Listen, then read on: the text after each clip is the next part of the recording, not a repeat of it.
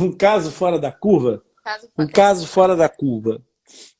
Um caso fora da curva. Olha, um caso fora da curva. Bem pensado. Hum, Camila, eu, em tempos, tive um diagnóstico, para mim, de apneia do sono, apneia obstrutiva do sono. uhum. Eu tenho sobrepeso e tive o diagnóstico de apneia do sono. E fiz um processo de reabilitação em que passou por perder peso e com isso acabei por deixar de usar um aparelho que é o CPAP, que é um aparelho ventilador que força a ventilação.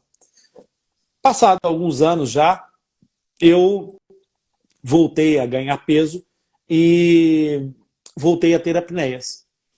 E, entretanto, aqui vai a mensagem desse caso que eu vou te contar, que é: pense antes de agir.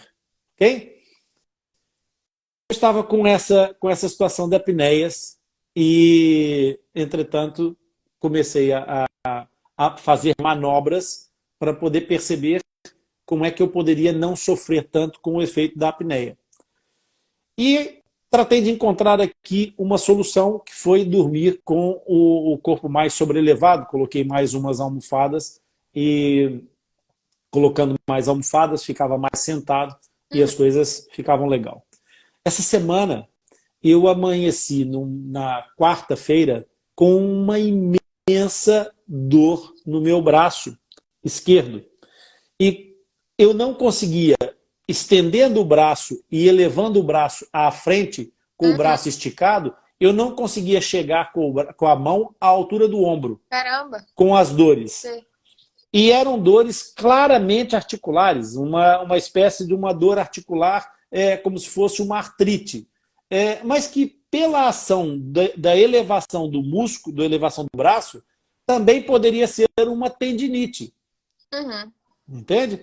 E o movimento era mais doloroso. Com o braço quieto, eu não na posição baixa, eu não sentia nada. Então, a artrite, só quando mobilizava a articulação, era uma possibilidade, mas a tendinite era muito mais provável, porque fazia aumentar a dor com o movimento, Sei. e o movimento em tensão muscular, porque a amplitude do braço esticada gera mais peso na articulação. E eu fiquei, por uns instantes, preocupado com isso, e fui trabalhar com alguma dificuldade, inclusive. E eu Uhum. poderia, nessa altura, ter agarrado no telefone, ligado para um colega da ortopedia e dizer: network, vamos funcionar, network. Ortopedia, aqui estou eu a caminho. Ah, Não é? Eventualmente, esse colega iria receber as minhas queixas e, provavelmente, aos sinais e sintomas, que não havia edema, não havia vermelhão, não havia nada, iria acabar por pedir implementar de diagnóstico, uma artroscopia, uma radiografia, um exame qualquer que pudesse orientá-lo nesse diagnóstico. Tudo isso acabaria por ser completamente inútil, porque ele não iria encontrar rigorosamente nada, mas eu iria gastar tempo e muito dinheiro em diagnósticos complementares, em exames complementares de diagnóstico. Acontece, Camila, que, parando para pensar um pouco, é muito simples. hum. O que aconteceu? Eu passei a dormir numa posição completamente incorreta, em Uhum. que a minha cervical, C3, C4, C5, começaram a ficar em compressão por causa da posição das almofadas dos travesseiros mais elevados, que era Entendi. para fugir da apneia do sono. Não Foi. era uma questão de dormir sobre o braço, não era uma questão articular, era simplesmente uma compressão cervical e, consequentemente, com dores irradiadas pelo braço e pela articulação. Eu tirei as almofadas, passei 4 dias a dormir outra vez numa posição horizontal Aham. e já não tenho problemas, já posso erguer os braços naturalmente. Portanto, Caramba. pensar antes de agir. Esse era um diagnóstico fora da curva. A dor no meu braço não era uma artrite, não era uma artrose, não era uma tendinite, não era sinal de velhice, era só um problema postural durante o sono.